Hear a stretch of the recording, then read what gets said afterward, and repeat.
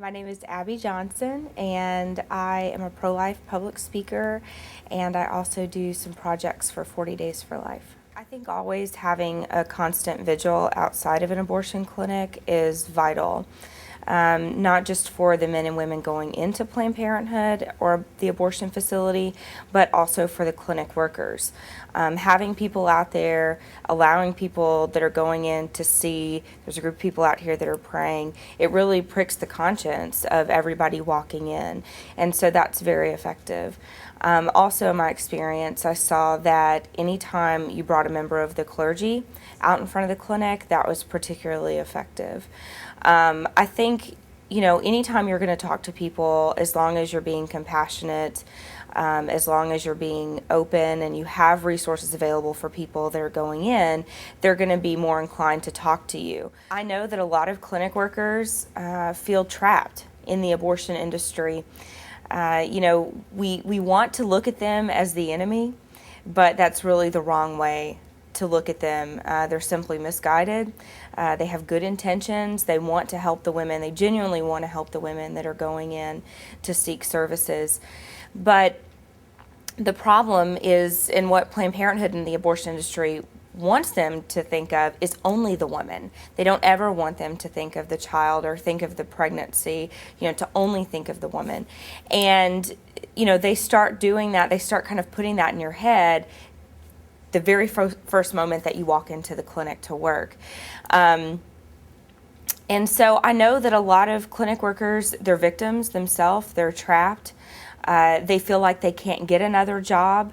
The abortion industry generally pays a pretty good wage for clinic workers and nurses. And so, these are people that feel like, maybe they're a single parent, maybe they have a health condition, something like that, and they feel like, well, I can't leave. And I have said, when I was working at Planned Parenthood, if one of my employees ever came to me and said, well, I'm thinking about getting a job, or I'm thinking about leaving, or something like that, I would say to them, well, it's going to be hard to find another job because you've worked in the abortion industry.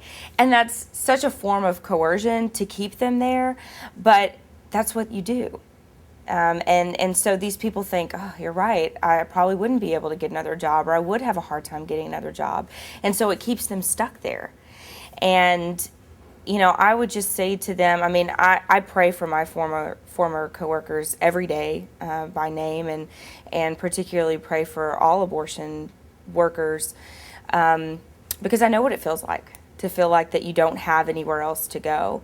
But, they need to know that I don't think there was a happier day than when I walked into the Coalition for Life and said, I want to leave my job. They sometimes are scared of the pro-lifers that are out in front of the clinic because they've basically been brainwashed to believe that they're terrorists, that they're scary, that they're evil, that they're there to harm them.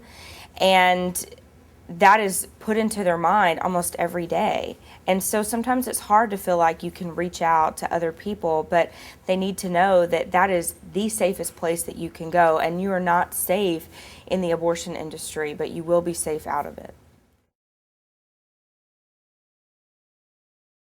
One thing that drives them always is profit. They believe that by opening a new facility, it will re-energize the community to start going to Planned Parenthood. The facility is going to be beautiful. It's going to be very, very nice. I think it looks like a cash register, but that's appropriate. And I just feel like, they really wanted to do this as an effort to say to the community, oh, look, we're here, we have this brand new facility, we have more rooms available, so there's not going to ever be a wait to be seen. But the bottom line is that they're hurting. Their numbers are down. People aren't going to them for family planning services like they used to.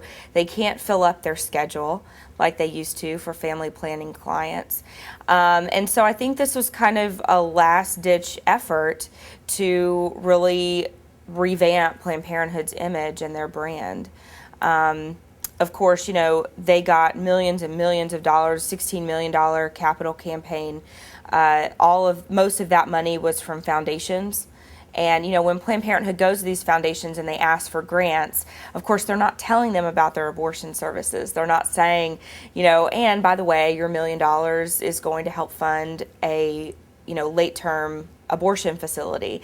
They talk about all the wonderful things that they do, preventative services and things like that. And so that's why these foundations kind of get hooked into Planned Parenthood, because they think without Planned Parenthood, where else would people in the community go? I saw the floor plans of the building, and because I was, of course, donating to the Capital Campaign as well as most other employees at Planned Parenthood.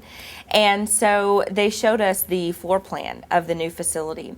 And I remember looking at the floor plan and looking at the third floor, which is going to be the abortion service center.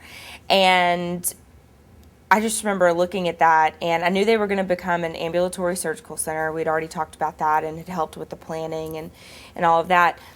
And that meant you have to have an ASC if you're going to do abortions over 16 weeks. And so we knew that that was the plan. We knew that the plan was to go over 16 weeks, but we didn't know how far. And so I was looking at the floor plan. I noticed they had like 5 exam rooms. They had these 2 huge operating rooms. And I thought, what are they doing? With all of these rooms, what are they doing with these huge operating rooms? And so I asked one of my managers about it, and she said that they were going to tell the public that they were going to go up to 20 weeks. And once the dust settled and everybody got used to them going up to 20 weeks, then they would expand their services up to 24. And, they know that there would be kind of an uprising in the community if Planned Parenthood started immediately doing late-term abortions. And so they said they wanted to ease the community into it.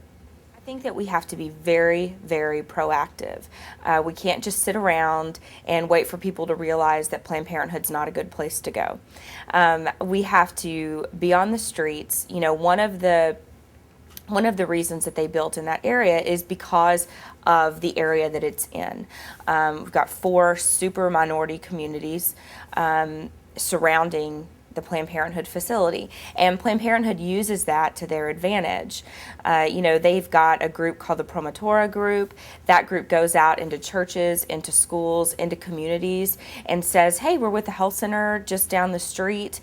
They never talk about abortion. They don't even talk about contraception usually. They just talk about the importance of women getting preventative health care. And so they sell a bill of goods to these churches and these schools, and it sounds great. And they can get a room full of 200 women, low-income women. Some are undocumented, and that's scary for minority women if they are in this country illegally and they think they can't go anywhere for health care. But the women that are in the Promotora program are very skilled and equipped at selling Planned Parenthood to these women and telling them, it doesn't matter if you're here and you're undocumented, it doesn't matter what your situation is, you can go to this brand new beautiful facility that's right down the road and they'll see you for free. And, it's just a hook for these women.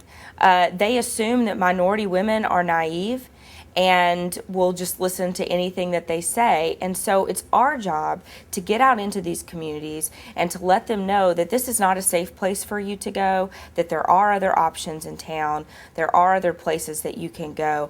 And if you go to Planned Parenthood, you are supporting abortion. You can't separate the two. They're not mutually exclusive. Planned Parenthood is abortion.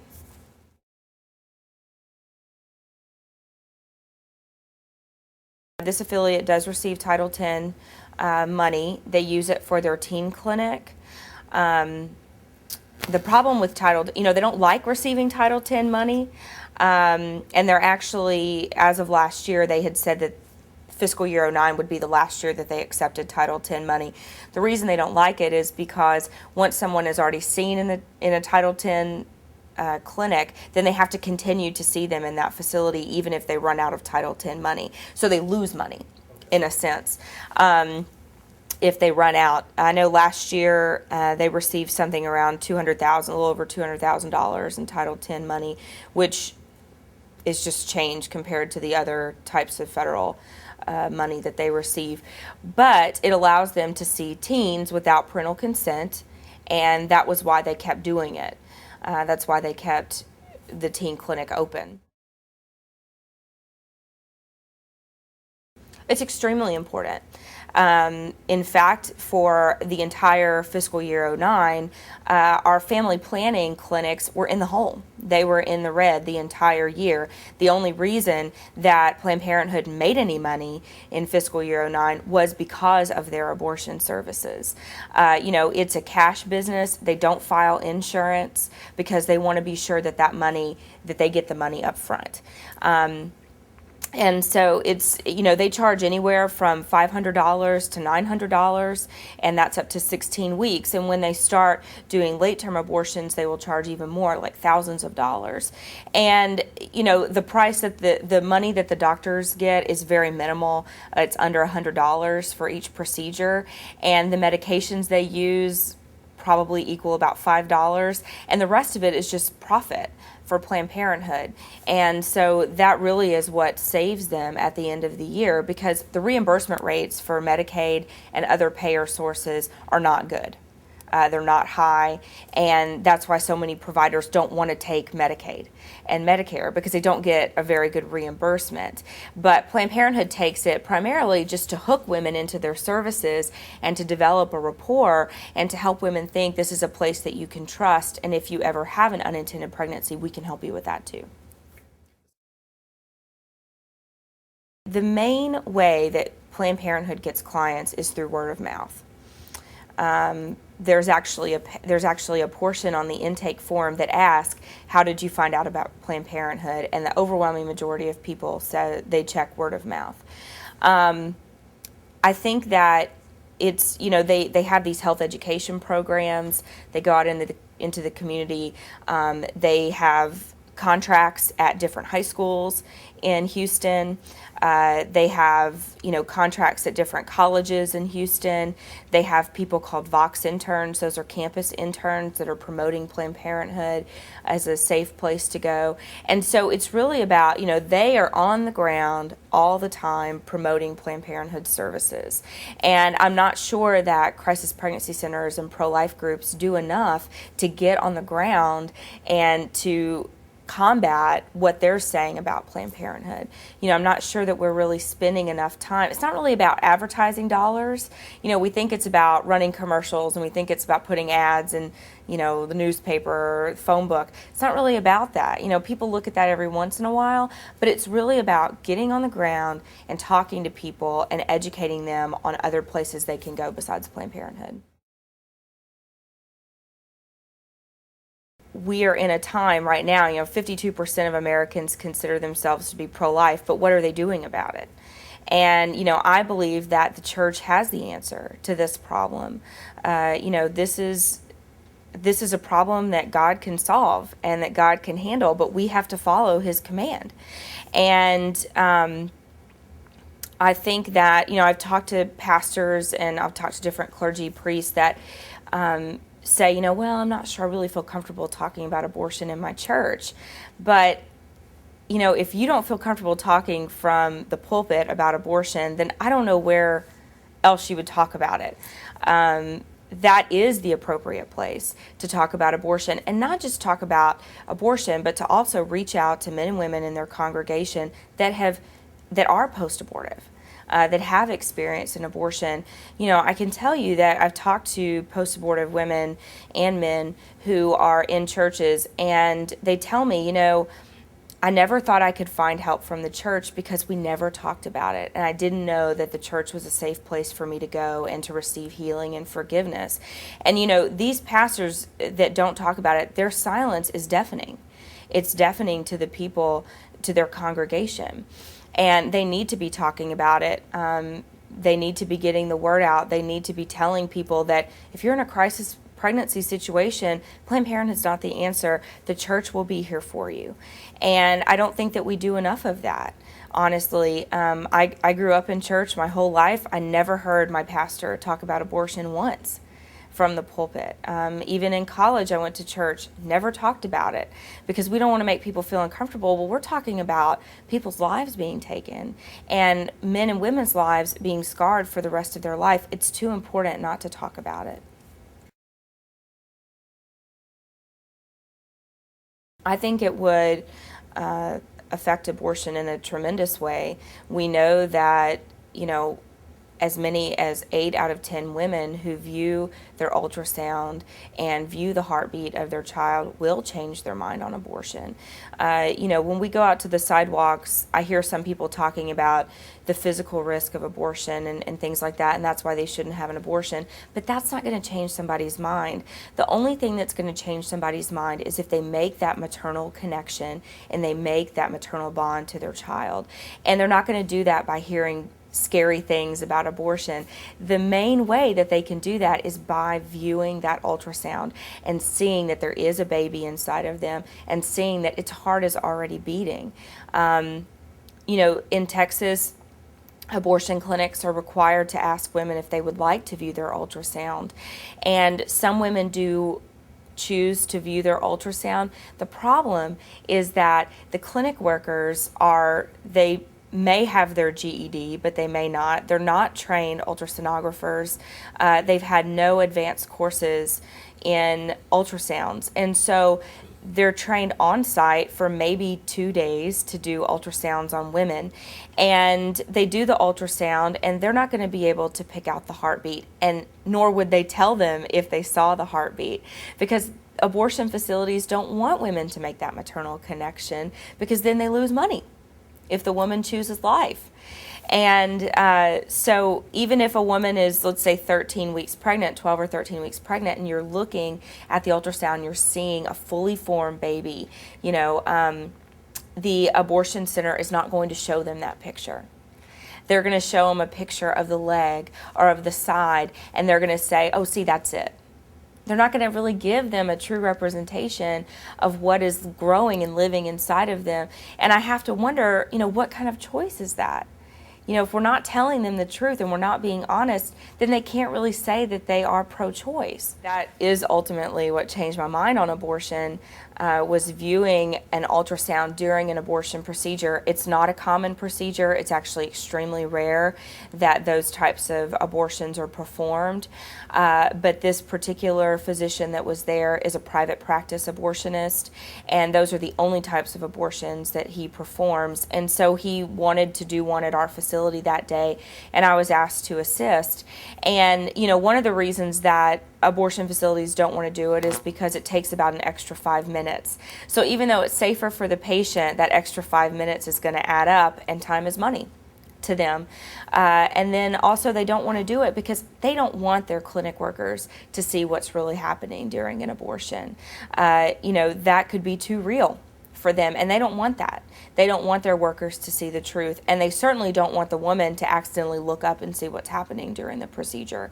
So I was in charge of holding the ultrasound on the woman's belly that day during the procedure, and I saw a perfectly formed 13-week baby in the uterus, and I saw that baby begin to move away and fight for its life when the cannula, and that's the instrument that's hooked up to the suction, when the cannula went into the uterus, I saw that baby trying to move, and I saw that baby trying to fight, and then I ultimately saw that child lose the battle. I have been around women who have seen their ultrasound. They have found out that they had twins particularly, and they have left their abortion procedure. One time that happened to a woman, I could tell that there was a husband and wife, and they already had 3 children. I could tell that, they really didn't want to go along with this procedure, but they felt like they didn't have any other options financially. And they went back to the room, and we asked them if they would like to know if they had multiple pregnancies. And she had said that she did want to know. And so when we got back to the room and she had the ultrasound done, she was pregnant with twins. And they told her, and she said, I need to talk to that counselor again, which was me. And so she came back and talked to me, and her husband were just overjoyed. They felt like this was a blessing, and they felt like it was really a sign that they should not go through with the abortion, and that they had been blessed with twins. And so they decided to continue the pregnancy. And my supervisor got really angry with me. She asked me, she said, well, what did you tell them?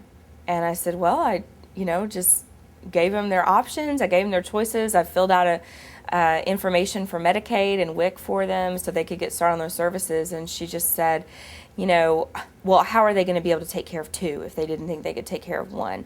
And that's the mentality at Planned Parenthood. That's the mentality that women and men are not strong enough to handle children, that they're not strong enough to handle an unintended pregnancy. And that's ridiculous. And when a woman decides, you know what, I think I can do this, they get angry because that's money out of their pocket. While we're out there, we have to show them that we have real options on that side of the fence and that we can provide them real help and that they're not going to get that help inside of Planned Parenthood. And the last thing I say to women when they walk in, the one thing I want them to hear out of my mouth is that it's not too late to change your mind. It's not too late to save your baby. I want them to hear the word baby because they're not going to hear it once they walk inside of those doors. And so that's something that I want them to hear very clearly from me, because almost all of the women walking in there to have an abortion, they think it's a baby. When they ask you questions, they say, well, what about my baby? And they call it a baby. But the clinic workers are not going to respond in that same type of language. And so I want them to know that I am with them and that I have the same perspective that they do and that I do see it as a baby and I am safe to come to and reach out to help. A woman that came to the facility, and she was probably in her 50s, and she walked up to us while we were praying, and she said, you know, I just want to let you know how wonderful it is to see you out here. And I said, well, you know, thanks. I didn't really know where she was going with that. And she said, I went to a Planned Parenthood center 22 years ago to have an abortion. And there were people outside praying, and there were people that reached out to me, and I decided to choose life. And I now have two 22-year-old twin girls. And she said, you know, if their presence hadn't been there, I would have had an abortion. And so she said, you know, sometimes even when you feel like you're being persecuted, sometimes when somebody drives by and says something not very nice to you, she's like, just know that your presence out here does make a difference, even when you don't feel like it is.